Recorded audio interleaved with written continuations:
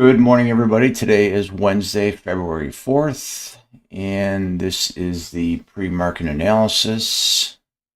And we can get right into economic data. I don't think we're going to have anything today due to the government partial shutdown. So we can get right into the earnings. I think we had AMD yesterday. I think AMD was the only one that was down after the close of the bell yesterday. Today we have Alphabet, ARM, Qualcomm. I don't see anything else. We had Eli Lilly before the open. I'm not sure what they did. Take a look at things. I don't see anything too earth-shattering happen right now with the broader markets as of yet. Tomorrow after the bell, Amazon, Reddit, Affirm, microchips. That's about it for tomorrow. I don't see anything else. And then I think, getting back to the earnings too, or the data, there was supposed to be on Friday unemployment, and I don't think we're going to get any of that. Was that on Friday, or where was that? No, that was tomorrow. So I don't think we're getting that tomorrow. So let's get into the broader markets. If you're new to the channel, subscribe to the channel, hit that thumbs up button, like this video, and hit the bell so you can get future notifications. So we'll get into the broader markets right now. ES, where we always start. A nice little structured downside yesterday. Nothing horrible. A nice rally on the close yesterday. Started at about 145. So that's a nice little bullish sign there right now. I think we have to get over this 20-day SMA. First step is to get over January 23rd's high, sitting at 69.64. You get above that, then you're going to get into this 20-day SMA. I think you can get above that level. I have this dotted line sitting here at 69.81. I think if you get above that, I think you quickly can move up into the previous all-time highs from October of last year at 7,014, and then I think if you can get through there, I think you can go to the all-time highs sitting at 7,043. On the downside, if we lose the 50-day SMA today, sitting at 69.2797, I think we come back down here and we can test this. Actually, looking at it, we do have an open point of control here. So I'm going to mark this. There is going to be a point of control. I could just actually highlight this at, I would say, 69.10.06 is an open point of control. So if we do lose the 50, I would say that you come down to 69.10.06 as a point of control. Could get a bounce there, and I'm going to definitely put that down there from February. See, and then we highlight it yellow, and then we make it whiter too, so we know where it's at there. So decent support right there that came in yesterday afternoon, and the way I marked these point of control levels is where there was heavy volume traded. You could see this grayed out area there. It plots it for me, and it shows me at the price level where there was heavy volume that came in at a certain price there, and it takes an average and automatically plots it for me. So that's going to show me that if the market does pull back to that level, 69.10.06, could get a nice little bounce off of that level if you do lose the 50. So we're in between the 50 and the 20-day SMA. So we'll see what happens as the market trades today. It's very well we could be in a consolidation period today after what was happening yesterday. However, there was a bill signed yesterday, so the government is done with their shutdown. So that is one piece of positive news. I think one thing that's lurking out there right now is Supreme Court still ruling on the tariffs. So we need to get that closed off. We'll get that one thing closed off. The last thing that'll be nagging on us right now is the new Fed chair coming into play right now. And I think I read something today, out of the last 13 Fed chairs that came in within the first year, the market pulled back 10% before it went higher. So I think everybody's expecting that when the new Fed chair gets announced and nominated, that we are, odds are that we're going to get a significant pullback this year before we move higher. Let's get into the broader markets. Again, if you're new to the channel, subscribe to the channel and hit that thumbs up button, like this video, hit that bell so you can get future notification. The NASDAQ is losing some steam, even though you did have a nice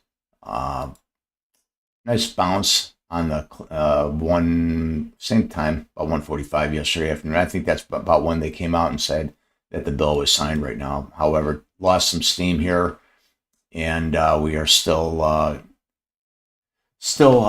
below the 50-day and the 20-day SMA, so it didn't quite, rally back quite like the S&Ps did. So I would say right now you're still getting resistance at this 25,510 level, and it's also below this regressional trend line, the lower end of the regressional trend line that I have here.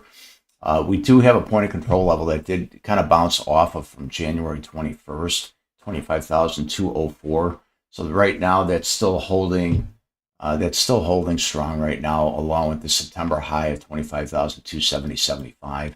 Let's say if you lose that point of control level, you can come down, you can test this weekly high of September 15th, 25,125.25. And then if you lose that level, I think that you can come down and test this weekly low of 25,053 set back in October. And then I think if you lose that, I think you can get some, probably some significant downside. I would say you may even lose some of these levels down here and maybe test on this 24,680 level. So we'll see. There's a pretty significant sell-off here. Now on the upside, though, if you do get a push on the upside here and you regain this I would say this 25,631.5, probably get a little resistance on that 50-day SMA there. But I think if you can get through these levels right here, this created a nice little speed zone. I've been talking about the speed zone, how they get created, where you get a straight up move, a gamma squeeze, and there's no, it's not a stair step where you're going to get, a green candle, red candle, green candle, red candle, something like this. And if you get that straight up move, it's a combination of things. It's the people that were short and also people taking on new positions. So what happens is now you have people that got out of their short positions and also a combination of people getting new positions here. And then the same thing happens on the flip side. You see you have that big straight down move with no buyers in here, and the same thing happens to people getting out of their long positions here. Some people getting into new short positions. So the same thing happens on the way up here, right? So now if you regain some of these levels, it's a seesaw battle. It's the same thing that happens back and forth. So I would watch these levels right here. I think that, to be real confident in the longs, if you regain this 25,000, I would say 25,741.39. I think you can really make a nice move back up into this January 13th high, 26,042.75. So that takes care of both the upside and the downside. So we'll see, how what kind of price action the market shows you right now. But again, there's no economic data today. There will be, the data will start flowing again next week. So let's get into Tesla. Again, if you're new to the channel, subscribe to the channel, hit that thumbs up button, like this video, and then also hit the bell so you can get future notifications on all other videos coming out. Getting into Tesla right now.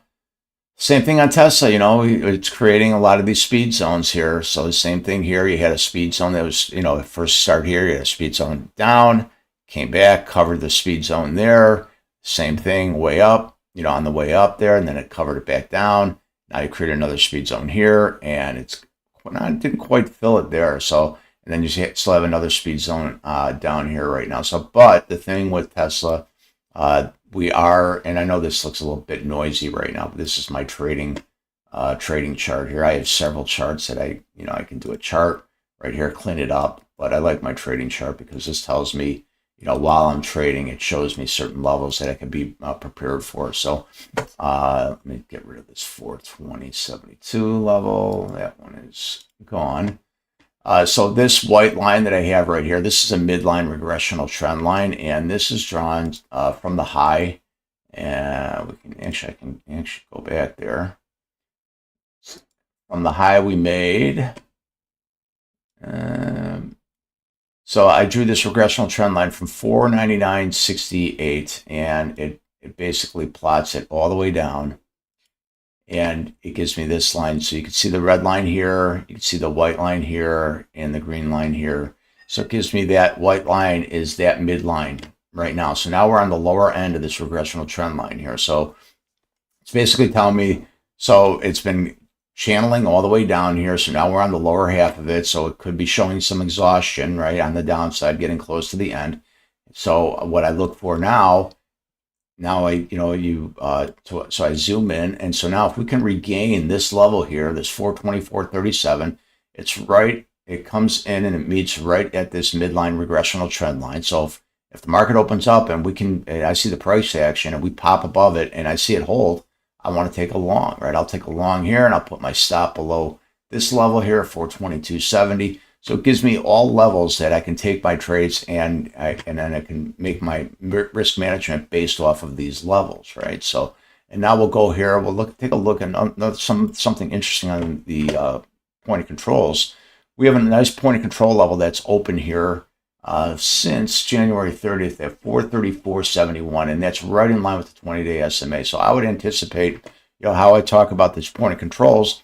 These point of controls, if we're below a point of control and we pop up to that point of control, it's going to act as resistance, right? So you have two things of confirmation up here. This point of control level here, it was showing where there was a lot of volume here, and then the market sold off at that price level. So now if we come up here, now it's at the 20-day SMA. It's more confluence up there. So if the market comes up there, I would anticipate that you're going to get a little resistance, so you could potentially take a short up there, right? So this is how I have my bias and how I place my trades. Yesterday, we came down, we sold off, and we sold off right down into this November 4th, 2021 high of 414.50, and we bounced off it like a champ right now. So that's holding. So that level, and we've come down there several times right now. So that level is still a very good level. And right below that level, there's the lower end of the regressional trend line. So right now you can see, here's the white line, here's the green line here. So this is a channel here that we're in between. So we're in between 424.25, and I would say down here between 411.10. So this is a channel here. So if you want to trade these type of channels, this is at the higher end of the channel here. You can take a short and try to take it all the way down here. And if the market sells off, you can try to take a long with hope, trying to take it long up there. Or if you break out, you take your long up here with your stop just below there. So there's several ways you can go about this, but I have these point of control levels open, and I leave them open until they get closed. And meaning that this level right now, after the market closes, I need that price to come back up and touch this level before I can take this off my screen. So what happens? So now I have several levels that are still open. There's a level up here at 455.07, and that was from January 5th. So if we scroll all the way back here, I can show you where that level created an open point of control. And it's right back right here. So market did not touch this level. It looks like it, but it did not touch that level. So you can see it tried to come up there, but it did not touch it. So I leave that level open. So above that level also, I've got a level right up in here at 478.21. And you can see the market closed, did not come back up and touch that level. And that's from December 26th of last year. So that level is open as well up on the high side. However, you have levels both on the high side and on the downside. Unfortunately, there's some levels down on the downside. I've got something down here. I know there's a level here from September 11th of last year at 365.90. And then there's one from September 4th at 433.78. I'm not going to scroll all the way back. Just take my word for it. I have these levels up here. So if the market does, sell off and we do get the downside, I leave these levels up here. So I know if we do start approaching these levels and I'm in the market, I know what to do when the market is trading. So as I fan out a little bit, it becomes less noisy and a lot easier and more clear to see. So these are my levels that I look at while I'm trading. That being said, let's go into the 5-minute opening range trade. And so yesterday, let's get into that. So pretty clean. You had a break on the upside. You tried to break it on the downside at the beginning of the day. It did not give it to you. And then we rallied up, and then it had a nice little structure on the downside. So first 5 minutes of the day, you had about 1.7 million shares. So I knew based on that volume was low compared to what we've been having. We've been having north of 3 million shares the the last several days. And so I knew that that volume was off yesterday. So I knew it was going to be kind of choppy until the market kind of gave you direction. So, you know, you saw you had a range in the morning of 420.75 to 425.19, about a $5 range. You did end up breaking it on the upside at about 9:30, about an hour after the market opened. And you could have gotten about $3 out of that move. And that's really all you need. You can make money. If you can get $2 or $3 out of the break, one direction or the other, you can make money. You don't, all you need is the premium price on the options to move $1, and you can make good money on it, you know, one way or the other. And so if you stuck around all day and you waited till the market, you know, the market was moving, you then eventually you got the break on the downside, and that's where your move came later on in the day. The break on the downside was 420.75, and once you broke that, you got a $7 move if you ended up hanging on to it, and you could have taken it to different levels here. So your original break, once you got through this level here that I have at 419.99, that was a level that I was talking about pretty much all day. That was January, a year ago, January's high. I knew once we lost that level, you were going to get some significant downside, and so you pretty much got a nice. And this is what we're looking for when you break that 5-minute opening range trade. You're looking for this type of a candle. You're not looking for this wick, right? You're not looking for that. You're looking for a nice solid candle here to show you that there is a good solid push through that range right there. And so then once, not only did you get that push there, it broke through this 419.99, and that told me that we were going to get some downside there. It made me comfortable taking my trades, and I took several trades there. You know, I took the short, and any kind of bounce we got, so you could see these waves. The market was moving up. I kept selling into the bounce, right? So, and there was, if you come into the trade room by joining the Discord channel down below, you know, I go over all the trades there from 8:30 a.m. to 10 a.m. Central Time. I go over all the trades that I take, and it's, you know, I show you the 5-minute base structure and then how I put advanced trades off of that. So if you go down in the description there, you should click on the Discord link, and it should get you into our Discord channel. And then you'll have a link that I put in the general chat room every morning, so everybody can join from 8:30 a.m. to 10 a.m. Central Time. If you're having trouble with that link, leave me a comment below, because I've been changing the link every so often. People have been having trouble with it, but try to take advantage of it. February is going to be the last month that I do this free live trading. I do offer free other mentorship offers as well. And I'm going to be rolling out a subscription-based plan this year as well.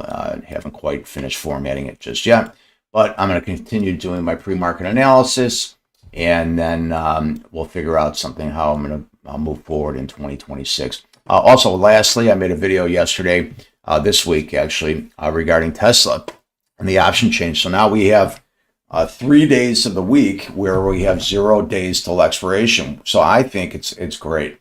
I think that normally I would have my Friday expiration dates up there, and then after, you know, the first day you'd have some decent volume, and then the rest of the week it would be kind of thin volume. But now, after, you know, so they came on last week, I think it was January 26th was the first day they started having Monday, Wednesday, and Friday expiration dates. Normally it would be just a weekly expiration date and a monthly expiration date. And now, along with Tesla and I think all the Mag 7s, I think they made three 0DT days, Monday, Wednesday, and Friday for Tesla, NVIDIA, Microsoft, Apple, etc. So what that does is it's creating a little more volatility, and instead of having to focus on a Friday where you have the premiums are expensive, and the spreads are, you know, they're very choppy after the open. You know, you have the tight spreads and they open because you have the most volume. But then throughout the day, what I found is, you know, you're able to get in and out, and there's decent volume in there. You know, 60 to, you know, north of 60,000 shares traded per day. That's all you really need.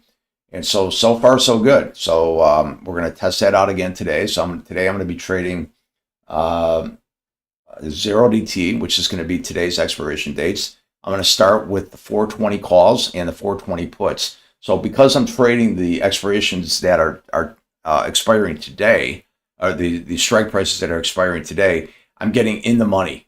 So meaning that if I'm going to be buying calls, I want my strike price. I want the my strike price on the calls to be lower than where the actual price of Tesla is trading.